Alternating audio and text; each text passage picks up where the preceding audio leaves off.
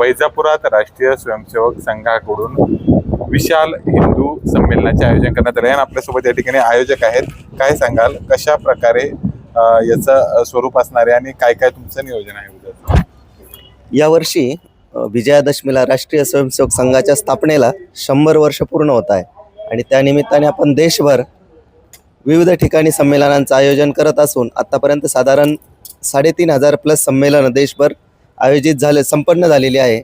त्याच शृंखलेतील वैजापूर येथे आपण दिनांक 29 मार्च 2026 रोजी सायंकाळी 6 वाजेला DED कॉलेज मैदान या ठिकाणी विशाल अशा हिंदू संमेलनाचं आयोजन केलेलं आहे. प्रामुख्याने हिंदू समाजासमोर असलेली विविध आव्हाने, लव जिहाद असेल, धर्मांतरणाचा विषय असेल, अन्यान्य विषय या सर्वांना डोळ्यासमोर ठेवून या विशाल अशा हिंदू संमेलनाचं आयोजन केलेलं आहे. साधारणतः किती लोक उपस्थित राहणार आहे, कशी व्यवस्था केलेली आहे? साधारण 5,000 संख्येचं आपण नियोजन केलेलं आहे. विविध संतांचं या संमेलनामध्ये आपल्याला मार्गदर्शन मिळणार आहे आणि संघरचनेतनंही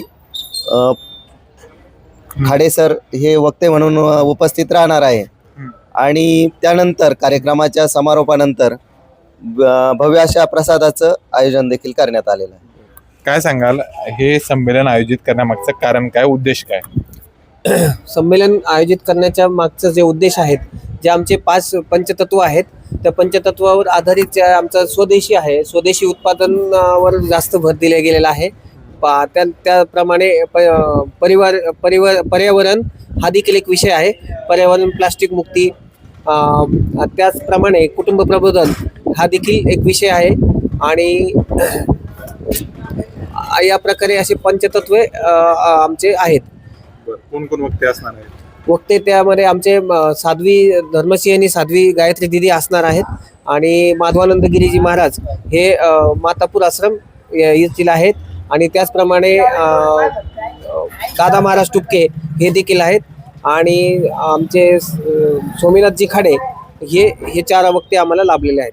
काय आव्हान सर्व हिंदू बांधवांना आव्हान करतो की या हिंदू संमेलनात सर्वांनी उत्स्फूर्त असा सहभाग घ्यायचा आहे आणि या सर्व वक्त्यांचं मार्गदर्शन आपल्याला मिळणार आहे. कार्यक्रमाचं स्थळ DED कॉलेज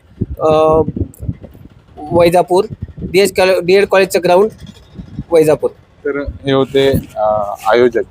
त्यांनी आवाहन केलं आहे की जास्तीत जास्त संख्येने या संमेलनाला उपस्थित राहावं. गौरव धामणे, मराठी पत्र, वैजापूर.